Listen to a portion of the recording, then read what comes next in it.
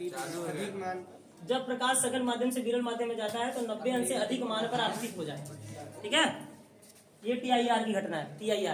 TIR में मैंने क्या बताया कि ऑब्जेक्ट हमेशा कहाँ रहना चाहिए, ऑब्जेक्ट हमेशा डेंसर मीडियम में रहना चाहिए।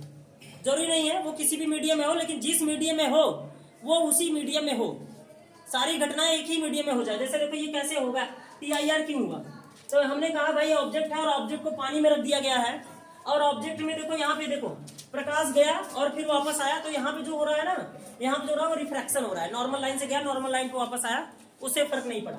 देखो यहाँ पे क्या हुआ, एक मीडियम से दूसरे मीडियम में गया तो यहाँ तक हो रहा है अपवर्तन। क्या हो रहा है, अपवर्तन, रिफ्रैक्शन। एक मीडियम से दूसरे मीडियम में जा रहा है तो यहाँ हो रहा है रिफ्रैक्शन, रिफ्लेक्शन नहीं, रिफ्लेक्शन नहीं, रिफ्रैक्शन बोले तो अपवर्तन। क्या हो रहा है, अपवर्तन। तो देखो यहाँ भी लाइट क्या गया, लाइट एक मीडियम से दूसरे मीडियम में जा रहा है, लेकिन ये नॉर्मल लाइन से अभी हो रहा है, नॉर्मल लाइन से दूर हट रहा है। क्या हो रहा है, नॉर्मल लाइन से देखो दूर हटता जा रहा है, नॉर्मल लाइन से दूर हटता जा रहा है, यहाँ भी दूर हट गया। और यहाँ एक कंडीशन ऐसा आया कि नॉर्मल लाइन पे ही चला गया। अगर रेज नॉर्मल लाइन पे ही चला गया तो यहाँ तो क्रिटिकल एंगल हो गया, क्रिटिकल एंगल। क्रिटिकल एंगल कितना एंगल बनाता है, क्रिटिकल का बोले 90 डिग्री। कितना जिसका रिफ्रैक्शन 90 डिग्री का हो जाए वो क्रिटिकल एंगल होता है। जिसका रिफ्रैक्शन क्या हो जाए, 90 डिग्री का हो जाए, वो क्या होता है, क्रांतिक कोण होता है। क्या होता है, क्रांतिक कोण। तो यहाँ तक तो क्रांतिक कोण बनाया। उसके बाद में एक कंडीशन ऐसा आया कि अब प्रकाश अंदर ही आने लगा। कैसा आने लगा, अब यहाँ से जितना भी रेज गुजारो ना, कितना भी रेज गुजार दो आप, वो सबके सब कहाँ आएंगे, सबके सब अंदर ही आएंगे।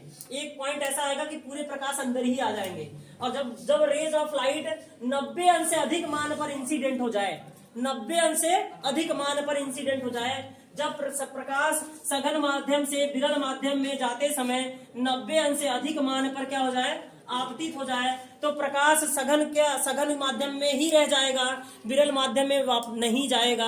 और इसी घटना को क्या बोलते हैं, पूर्ण आंतरिक परावर्तन। When the light traveling for denser to rarer medium, the light incident for more than critical angle. Critical angle बोले तो 90 degree, more than critical angle.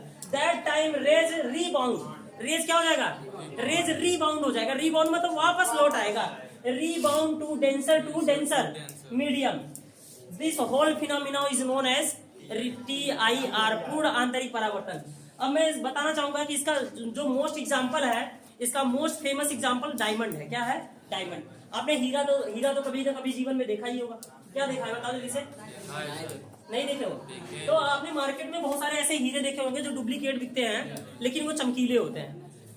Market में डुप्लीकेट हीरे तो बिकते हैं ना, ओरिजिनल नहीं देखा कोई बात नहीं है, लेकिन डुप्लीकेट हीरे तो आपने देखे होंगे ना कि इसी तरह से होता है। अच्छा, सुना तो होगा कि हीरे चमकीले होते हैं, इतना तो जानते हो। तो यहाँ हम बात करेंगे डायमंड की। किसकी बात करेंगे, इसका एग्जाम्पल डायमंड। डायमंड की बात करेंगे हम। जो डायमंड होता है, जिसे हम हीरा कहते हैं, ये हीरा उसका मोस्ट एग्जाम्पल है TIR का। क्या होता है जानते हो क्या, हीरा देखो ऐसे कोन टाइप का शेप होता है, देखा है क्या, ऐसे कोन टाइप का शेप होता है कि नहीं, कुछ ऐसे ही कोन टाइप का शेप होता है हीरा में। इसमें प्रकाश एक बार इंटर कर गया, रेज ऑफ लाइट एक बार इंटर कर गया, तो ये जाने के बाद में ये वहीं पे बार ऐसे कुल बार, समझ क्या होता है, ये यहीं पे रह जाता है, बाहर निकल ही नहीं जाता। मतलब एक बार उसमें लाइट इंटर किया, एक बार लाइट उसके अंदर घुसा तो वो बाहर निकल ही नहीं पाता, वो बाहर निकल ही नहीं पाता, वो अंदर ही रह जाता है। इसीलिए हीरा क्या हो जाता है, चमकीला।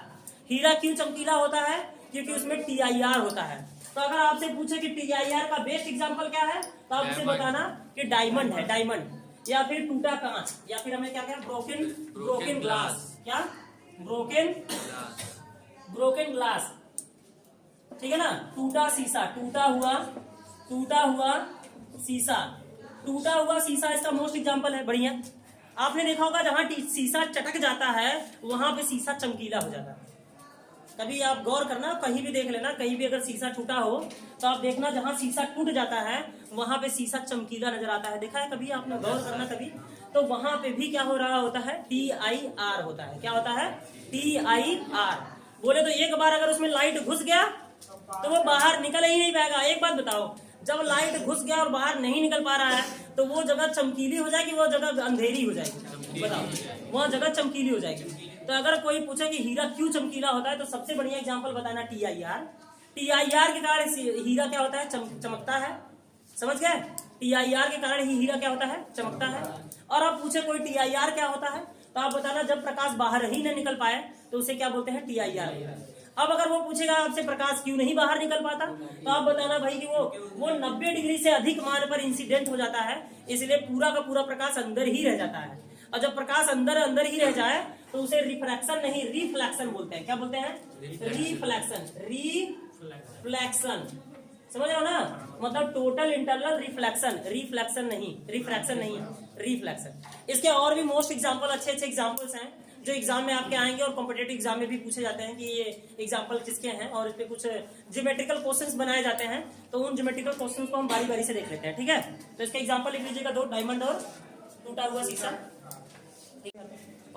Technical application of TIR। हमने देखो यहाँ पे ऑब्जेक्ट रखा है, ऑब्जेक्ट से मैंने इंड टू इंड रेज ले लो। ऐसा नहीं कि 2 ही रेज निकलते होंगे, 2 रेज इमेज बनने के लिए कितने रेज की जरूरत होती है, 2 रेज की। तो हमारे यहाँ इमेज फॉर्मेशन के पर्पज के लिए 2 रेज लिया गया। कितने रेज लिए गए, 2 रेज। एक हमारा इसके हेड पे लिया गया है, इसके टेल पे। तो हेड वाला आया, रिफ्लेक्ट यहाँ से हुआ, यहाँ पे गया। टेल वाला आया, रिफ्लेक्ट हुआ, यहाँ गया। देखो जितने एंगल पे इंसिडेंट हुआ है उतने एंगल पे रिफ्लेक्टेड हुआ है, 45 पे बराबर ही होना चाहिए। कोड आई बराबर कोड आर होना चाहिए। कोड आई बराबर कोड आर किसको दिखाता है, रिफ्रैक्शन को कि रिफ्लेक्शन को, रिफ्लेक्शन को, परावर्तन को। किसको दिखाता है, परावर्तन। इसलिए देखो यहाँ परावर्तन हो रहा है, और ये टोटल इंटरनल रिफ्लेक्शन का मोस्ट मस्ट एग्जाम्पल है, टेक्निकल एग्जाम्पल है। ठीक है, तो हमारा जो यहाँ पे ऑब्जेक्ट था इसका इमेज यहाँ बन गया लाइक दिस। यहाँ भी वही हो रहा है। देखिए ये है ऑब्जेक्ट, रिफ्लेक्ट हुआ, यहाँ से भी रिफ्लेक्ट होगा, है कि नहीं। ये गया यहाँ पे 90 डिग्री का कोण बनाते हुए यहाँ पे आएगा, और फिर ये यहाँ से रिफ्लेक्ट हो जाएगा। और देखो यहाँ का ऑब्जेक्ट यहाँ पे क्या बना दिया है, यहाँ क्या बना दिया है, यहाँ पे। ठीक है, तो ये टेक्निकल एग्जांपल है इनके हम यूज क्वेश्चन लगाने में, ज्योमेट्रिकल ऑप्टिक्स के क्वेश्चन लगाने में यूज कर सकते हैं कि इसी तरह से रिफ्लेक्शन होगा और इसी तरह से ऑब्जेक्ट बनेंगे। तो ये ट्रायंगल में 2 कंडीशन थे, इन कंडीशन को आप नोट डाउन करेंगे। उसके बाद हम बताने वाले हैं आपको ऑप्टिकल फाइबर के बारे में। क्या बताने वाले हैं, most important example of TIR, most important example of TIR is optical fibre. वो क्या है, ऑप्टिकल फाइबर। तो चलो हम अभी हेडिंग डाल लेते हैं, प्रकाशिक तंतु, ऑप्टिकल फाइबर, और इसके बारे में बताते हैं। हेडिंग डाल लीजिए, प्रकाशिक तंतु, ऑप्टिकल फाइबर। ठीक है, तो ऑप्टिकल फाइबर में देखो TIR में हमने बताया कि जब एक रेज एक बार उसमें घुस गया तो वो बाहर नहीं निकल पाएगा, मतलब जिस मीडियम में है उसी मीडियम में रह जाएगा। तो प्रकाश एक बार एंटर किया लाइट, और ये टकराते हुए, क्योंकि ये जो ऊपर बनाया गया है ये हमारा पॉलिश सरफेस है। कैसा सरफेस है, पॉलिश सरफेस। और पॉलिश सरफेस में जो आपको पता है कि रिफ्लेक्शन होता है, क्या होता है, रिफ्लेक्शन। तो ये बार बार रिफ्लेक्ट होते यहाँ का मैसेज यहाँ पे पहुंचा दिया गया। मतलब ये मैसेज जो किसके फॉर्म में था, ये जो मैसेज हमारा लाइट के फॉर्म में था। मैसेज हमारा किसके फॉर्म में था, ये लाइट के फॉर्म में था, लाइट के फॉर्म में। मैसेज हमारा किसके फॉर्म में था, लाइट के फॉर्म में। मैसेज लाइट के फॉर्म में हमने एक जगह भेजा और वो कहाँ मिल गया, दूसरी जगह। अब यहाँ पे अगर कोई आदमी खड़ा है और वो टेलीफोन से बात कर रहा है, टेलीफोन से लगा के बात कर रहा है अपने कान से सटा के, तो ये कनेक्शन उसके टेलीफोन में जाएगा और वहां पे जो भी मैसेज आएगा उसको वहां पे क्या करेगा, सुनाई देगा। क्या करेगा, सुनाई देगा। ये ऑप्टिकल फाइबर का यूज है। तो ऑप्टिकल फाइबर का जो थिकनेस होता है कितना होता है, 10⁻⁴ सेंटीमीटर। काफी ज्यादा रेसेदार होता है, काफी ज्यादा पतला होता है ये, ठीक है ना। और इतना पतला होता है कि एक बार इसमें प्रकाश घुस गया तो दोबारा बाहर नहीं निकलेगा। और अंदर क्या होता है उसके अंदर, तो अंदर रिफ्लेक्शन होता है। क्या होता है, रिफ्लेक्शन, ठीक है ना। ऑप्टिकल फाइबर का यूज कहाँ होता है, तो मैसेज ट्रांसफर में होता है। कैसे होता है, मैसेज ट्रांसफर करने में। मैसेज को ट्रांसफर करने में सबसे ज्यादा यूज ऑप्टिकल फाइबर का होता है। और टेलीफोन में, पुराने समय में जो टेलीफोन के वायर बनते थे, वो वायर में क्या लगाए जाते थे, उस वायर में भी क्या लगाया जाता था, ऑप्टिकल फाइबर लगाया जाता था, ठीक है ना। संदेश भेजने का स्पीड कितना होगा, तो 3 × 10⁸ मीटर पर सेकेंड। तो इसकी स्पीड काफी ज्यादा होती है। और ये प्रोपेगेट बिल्कुल वेव की तरह करती है। किस तरह से प्रोपेगेट करती है, ये वेव की तरह। और ये पूरा स्ट्रक्चर ऑप्टिकल फाइबर का था। आई होप कि आपने इसे नोट डाउन कर लिया होगा और समझ में भी आ गया होगा, ठीक है। देख लीजिए।